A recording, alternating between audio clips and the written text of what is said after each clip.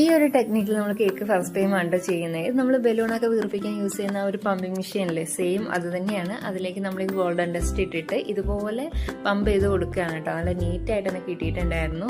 താഴത്തെ കേക്കിലേക്ക് സ്പ്രെഡ് ആവാതിരിക്കാൻ വേണ്ടി ടിഷ്യൂ വെച്ചിട്ട് ആ കേക്ക് ഫുള്ളായിട്ട് കവർ ചെയ്തിട്ടുണ്ടായിരുന്നു കേട്ടോ. ഈ ഒരു കേക്കിന്റെ ഫൈനൽ ലുക്ക് നമ്മളൊരു ഷോർട്ട് വീഡിയോ ആയിട്ട് ഇട്ടിട്ടുണ്ടായിരുന്നു. ഏറ്റവും ടെൻഷൻ പിടിച്ച ആ പാർട്ട് കഴിഞ്ഞു കേട്ടോ. ഗിൽറ്റർ കേക്കിലേക്ക് അപ്ലൈ ചെയ്യുക എന്നുള്ളതായിരുന്നു എനിക്ക് ഈ ഡിസൈനിൽ ഏറ്റവും ടാസ്ക് ആയിട്ട് തോന്നിയിട്ടുള്ള ഒരു കാര്യം. അപ്പോൾ അത് കംപ്ലീറ്റ് ആയിട്ടുണ്ടായിരുന്നു. പിന്നുള്ളത് കുഞ്ഞു കുഞ്ഞു കാര്യങ്ങളായിരുന്നു. ബോർഡർ വെച്ച് കൊടുക്കുക, ഫ്ലവേഴ്സ് അപ്ലൈ ചെയ്യുക, അങ്ങനെയുള്ളതൊക്കെ. അപ്പോൾ അതൊക്കെ നമ്മൾ നീറ്റായിട്ട് ചെയ്തിട്ടുണ്ട്. പിന്നെ ഇതൊരു ഫസ്റ്റ് വെഡിങ് ആനിവേഴ്സറിൻ്റെ കേക്കായിരുന്നു കേട്ടോ. അപ്പോൾ അതിൻ്റെ ഒരു ടോപ്പർ ഉണ്ടായിരുന്നു ഹാപ്പി ആനിവേഴ്സറിയുടെ, അത് അപ്ലൈ ചെയ്തിട്ടുണ്ട്. പിന്നെ നമ്പർ 1ൻ്റെ ഒരു ടോപ്പർ ഉണ്ടായിരുന്നു, അത് ഏറ്റവും ടോപ്പിലായിട്ട് അതും വെച്ചിട്ടുണ്ട് കേട്ടോ. പിന്നെ നമുക്കിതിലേക്ക് കുറച്ച് ഷുഗർ ബോൾസും കൂടി അപ്ലൈ ചെയ്യാനുണ്ടായിരുന്നു. ഇതായിരുന്നു നമ്മുടെ കേക്കിൻ്റെ ഫൈനൽ ലുക്ക് വരുന്നത് കേട്ടോ. പിന്നെ ഈ കേക്കിൻ്റെ ഏറ്റവും താഴ്ഭാഗത്തായിട്ട് ഒരു ഫോണ്ടന്റിൻ്റെ ഒരു ഡിസൈൻ ഉണ്ടായിരുന്നു കേട്ടോ.